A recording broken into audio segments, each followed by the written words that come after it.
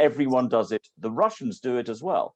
Well, I think there is some distinctive elements of this. If I can ask Andy, because you've been in these labs, were any of them the former plague institutes where they sampled plagues and then they weaponized anthrax in the former Soviet Union into missiles that were aimed at London and New York and Chicago and elsewhere? There is some legacy there of the old Soviet program, is there not? And why was the US involved in that in terms of threat reduction? So during the Soviet Union, there was an anti-plague system that consisted of 5 institutes and 40 field stations. And several of those field stations are located in Ukraine.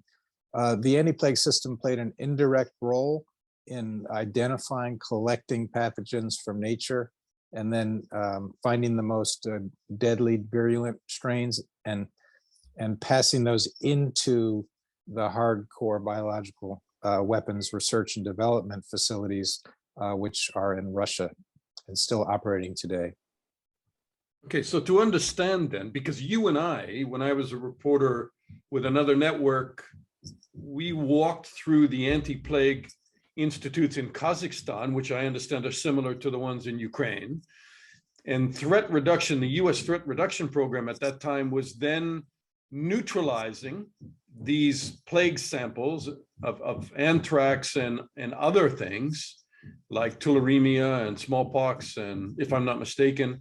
So you were neutralizing it under the threat reduction Nunn-Lugar program so that they would never be sold off to terrorists or they would never be weaponized against the United States or the West. That's right, with the exception of smallpox, which is only in 2 laboratories, one in Siberia and the other in Atlanta, Georgia. But what we did early on was we consolidated these many pathogen collections around Ukraine, around Kazakhstan, into 1 or 2 facilities that we provided better security and better biological safety to reduce the risk of exploitation by terrorists. I think it's also, if I may, it's also important that this was it's not only the physical dissolution of these satellites to the Russian program that was important. It was about providing an education and a further path to the scientists who were caught up in this program and were still resident in these countries.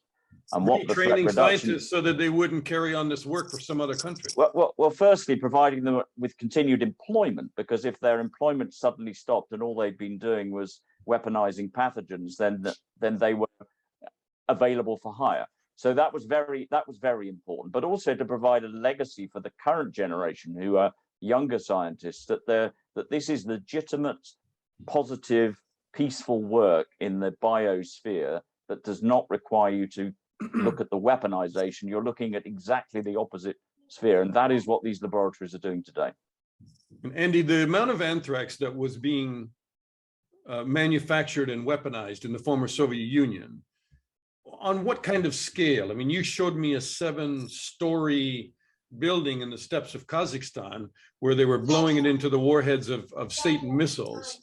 But the amount of anthrax that the former Soviet Union was producing was, you would never, I mean, you could poison the world hundreds of times over, could you not?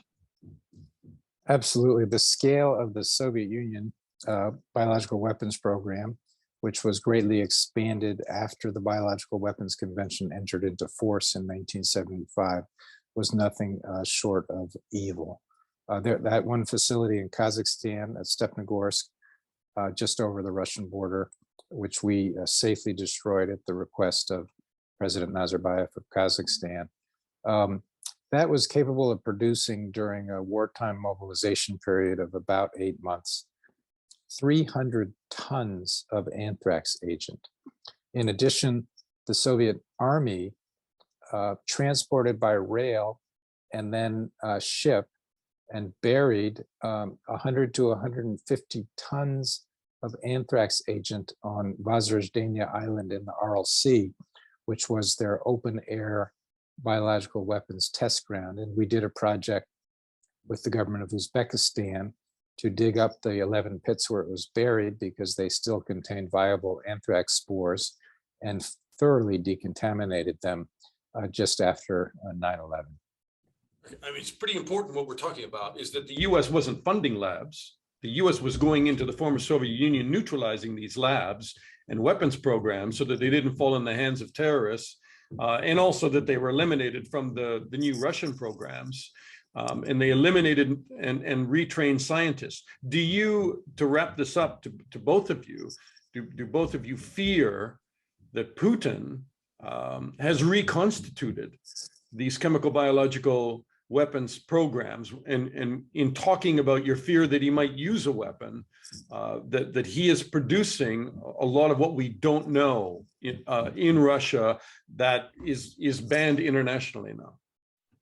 Yes, absolutely. We know he's reconstituted them, perhaps on a smaller scale, but his use of Novichok, advanced chemical weapons agent in Salisbury, is proof. It's the smoking gun that he's reconstituted his chemical weapons program. And the biological weapons program, the United States State Department has held that Russia is not in compliance with its treaty obligations under the Biological Weapons Convention, in part because these facilities remain a secret and nobody outside of Russia has ever visited them. So we assume that they continue a very dangerous, illegal biological weapons work today. John Gower? Yes, it's important the Novichok is significant. During and at the end of the Second World War, all of the victorious allies gained elements of the Nazi program, which was far in advance of our own. And that is what kicked off the 50s and 60s programs that everybody then, during that madness, was running. When the Biological Weapons Convention and the Chemicals Weapons Conventions were signed, every nation apart from Russia ceased those programs and destroyed their stocks, or is in the process of so doing. What was critical about Novichok is it was the next generation. This was not part of the Nazi program that was just taken over by the Allies. This was continued research that went on beyond the date that Russia signed both of these conventions. It, as Andy says, it is the smoking gun that these programs exist and exist today. My personal belief is chemical weapons use is more likely than biological, but we cannot discount either of them, and I think both of them are highly likely. John Gower, Andy Weber, thank you both. I hope you're both wrong that any of it is likely, but knowing what President Putin is willing to do, I tend to think you're right. But let's hope for the best, prepare for the worst. I hope we're wrong. I hope we're wrong too, Dana. Thank you very much. Yeah, I hope we're wrong, but if you start a sentence with President Putin wouldn't do ... that's a very brave sentence to say. Thank you for the opportunity to make this clear.